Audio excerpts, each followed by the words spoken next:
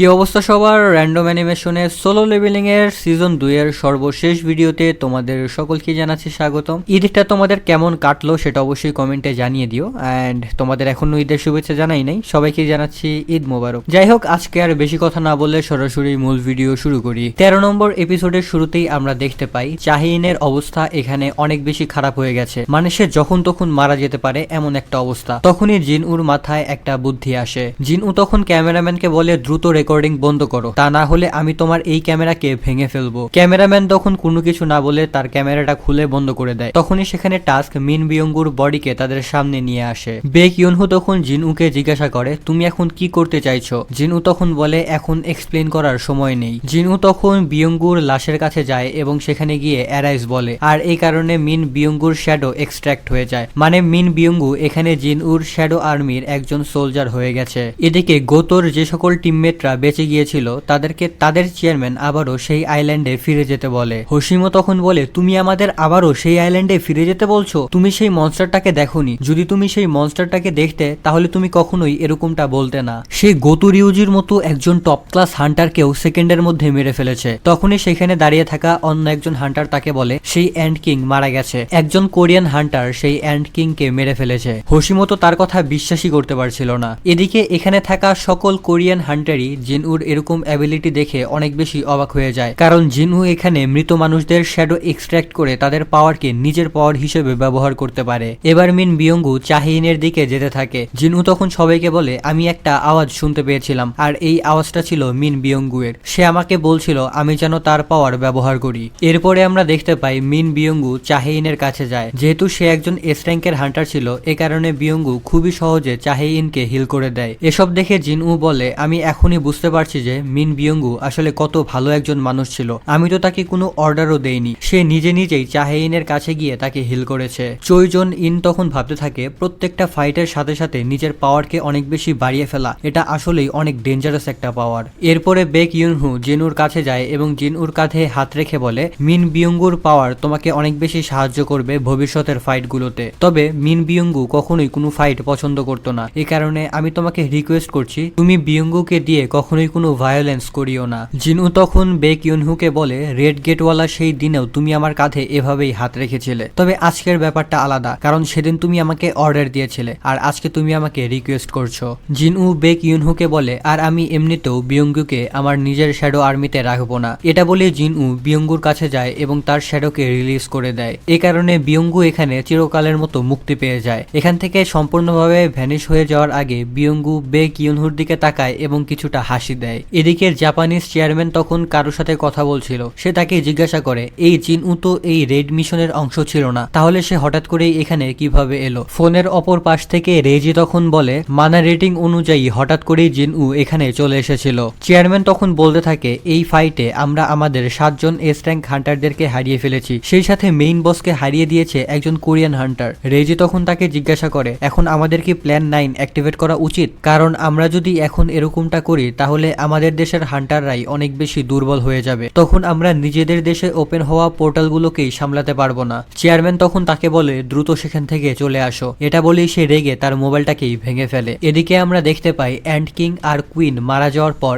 এই আইল্যান্ডে থাকা বাকি পিঁপড়ারা এদিকে ওদিকে উড়তে শুরু করেছে। এই আইল্যান্ডের চারপাশে যে সকল জাহাজ ছিল, এই জাহাজে যে সকল হান্টাররা ছিল, এই হান্টাররা এবার এই পিঁপড়াদেরকে মারতে শুরু করে, কারণ যেহেতু এই পিঁপড়াদের এখন আর কোনো লিডার নেই, তাই তারা এখন যে কোনো কিছু করতে পারে, এমনকি তারা শহরের মধ্যেও চলে যেতে পারে। এদিকে আমরা দেখতে পাই কোরিয়ান হান্টাররা সেই গুহা থেকে বের হয়ে তাদের হেলিকপ্টারে চলে আসে। চৈ তখন সবাইকে বলে, দ্রুত হেলিকপ্টারটাকে ওড়াও আর এখান থেকে চলো। একজন হান্টার তখন চৈকে জিজ্ঞাসা করে, সান জিনউ কোথায়? চৈ তখন বলে, জিনউ এখন এই গুহার মধ্যে বেঁচে থাকা বাকি পিঁপড়া আর ডিমগুলোকে ধ্বংস করে দিবে। বর্তমানে আমাদের যে অবস্থা আছে, এই অবস্থায় আমরা তাকে কোনো সাহায্যই করতে পারবো না। উল্টে আমরা যদি এখানে থাকি তাহলে জিনউ ভালোভাবে তার কাজগুলোকে করতে পারবে না। চাহিনের অবস্থা এখন আগের চেয়ে অনেক বেশি ভালো, কিন্তু তারপরেও সে এখনো কোমার মধ্যে আছে, তাই দ্রুত আমাদেরকে তাকে হাসপাতালে নিয়ে যেতে হবে। এরপরে তারা সেই হেলিকপ্টারের দরজা বন্ধ করে সেখান থেকে চলে যেতে থাকে। এদিকে আমরা দেখতে পাই টাস্ক তার আগুনের পাওয়ার ব্যবহার করে এই আইল্যান্ডে থাকা ডিমগুলোকে ধ্বংস করে দিচ্ছে। এই ডিমগুলো ধ্বংস হওয়ার কারণেও জিনউর লেভেল আপ হচ্ছিল। এরপরে জিনউ ডেমন কিং এর সেই তলোয়ারটাকে বের করে আর সেটা দিয়ে সে এক ঝটকায় এখানে থাকা অনেক পিঁপড়াদেরকে মেরে ফেলে। এরপরে আমরা দেখতে পাই জিনউর শ্যাডো আর্মি আর্মিরাও এখানে থাকা পিঁপড়াদেরকে অনেক বাজেভাবে মেরে ফেলছে। এভাবেই চলতে চলতে জিনউর লেভেল এখানে 100 হয়ে যায়। এরপরে জিনউ অ্যান্ট কিং এর লাশের কাছে যায়। অ্যান্ট কিং মারা গিয়েছিল, কিন্তু তারপরেও তার লাশের মধ্যে থেকে অনেক পাওয়ারফুল অরা রিলিজ হচ্ছিল। অ্যান্ট কিং এর শ্যাডো এক্সট্রাক্ট করার জন্য সে তখন তার সামনে গিয়ে অ্যারাইজ বলে। অ্যারাইজ বলার সাথে সাথে জিনউ অদ্ভুত একটা জায়গায় চলে আসে। সে এখানে কোনো কিছুই অনুভব করতে পারছিল না। এরপরে হঠাৎ করেই জিনউ আবারও অরিজিনাল পৃথিবীতে ফিরে আসে। তার সামনে এখানে অ্যান্ট কিং এর শ্যাডো চলে এসেছিল, মানে অ্যান্ট কিংও এখন জিনউর শ্যাডো আর্মির সদস্য হয়ে গেছে। জিনউ এবারে এখানে থাকা বাকি পিঁপড়াদের শ্যাডো এক্সট্রাক্ট করার জন্য যেতে থাকে। তবে তখনই এই অ্যান্ট কিং হঠাৎ করে বলে ওঠে মাই কিং।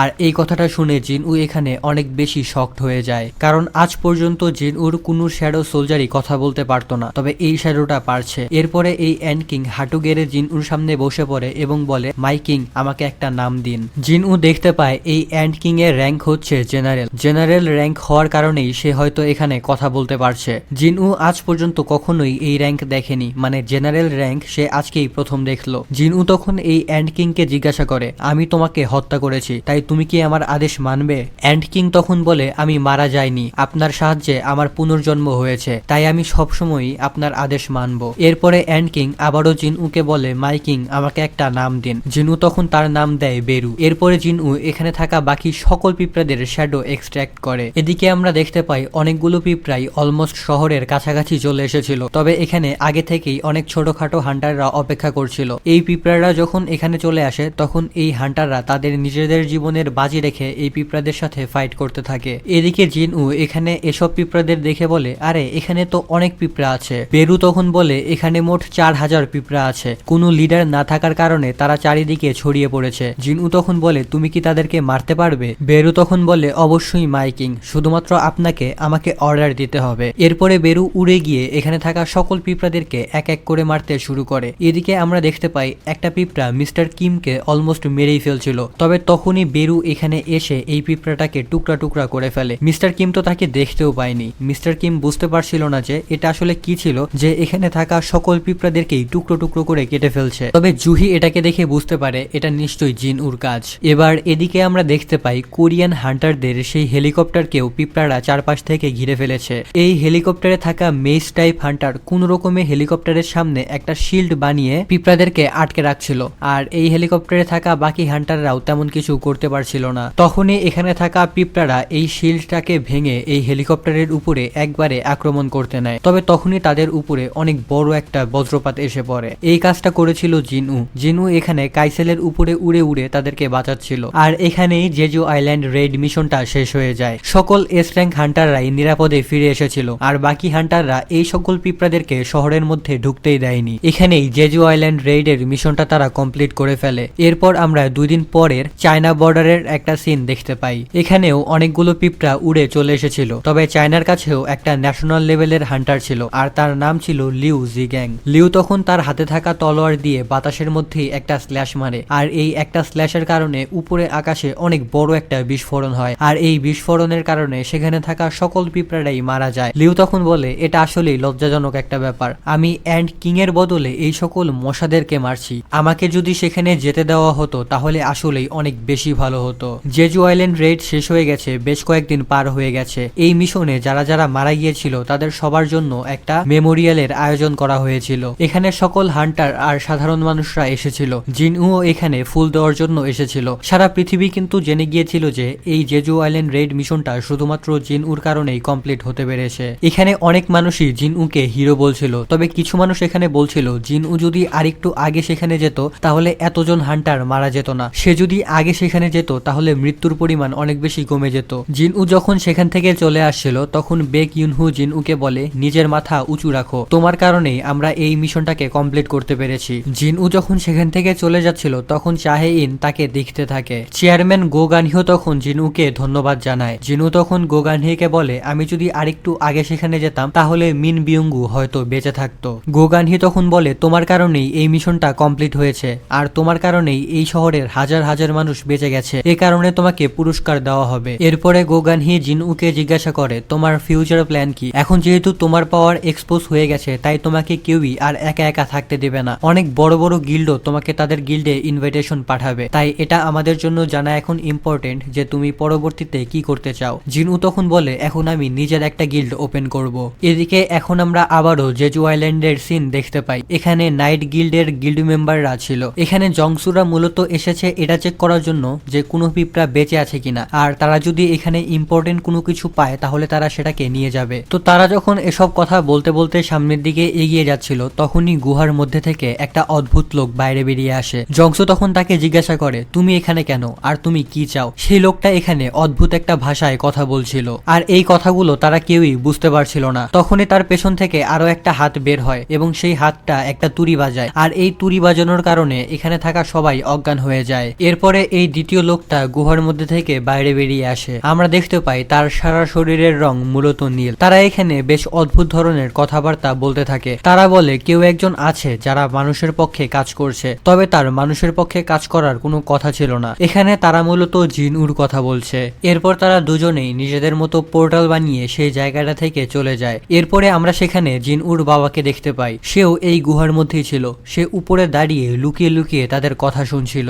এরপরে আমরা জিনউকে দেখতে পাই। জিনউ এখানে গাড়ির মধ্যে ছিল। সে যে জায়গাটাতে ছিল সেখানে অনেক বড় ট্রাফিক জ্যাম লেগেছিল। তখনই জিনউর কাছে খবর আসে যে তার সেই গিল্ড খোলার অ্যাপ্লিকেশনটা অ্যাকসেপ্ট হয়ে গেছে। জিনহো তখন তাদের গিল্ডের জন্য একটা অফিস খুঁজতে থাকে। তখনই জিনউর কাছে গোগানহির ফোন আসে। গোগানহি জিনুকে বলে তুমি যেখানে আছো তার কিছুটা সামনেই একটা বি র্যাঙ্কের যানজান ওপেন হয়েছে, আর এই কারণেই মূলত সেখানে এত বড় ট্রাফিক জ্যাম লেগেছে। জিনউ তখন সেই পোর্টালের সামনে যায় এবং একা একাই এই পোর্টালের মধ্যে ঢুকে যায়। জিনউ যখন এই পোর্টালের মধ্যে ঢোকে তখন এই সাধারণ একটা গেটও হঠাৎ করেই রেড গেটে কনভার্ট হয়ে যায়। জিনউ এখানে অনেক বড় একটা জঙ্গলের মধ্যে চলে এসেছিল, আর এখানে তার চারপাশে অনেক মনস্টাররা ছিল। জিনউ তখন তার সকল শ্যাডো আর্মিদেরকে সামান করে। এখানে জিনুর আর্মি অনেক বড় হয়ে গিয়েছিল, আর এদের মধ্যে সবচেয়ে শক্তিশালী ছিল বেরু। জিনু এবার তার শ্যাডো আর্মিদেরকে ফাইট করার জন্য অর্ডার দিয়ে দেয়। এদিকে এবার আমরা চাহিনকে দেখতে পাই। সে বলে সেই ডানজনের মধ্যে আমি অনেক বেশি দুর্বল ছিলাম, আমাকে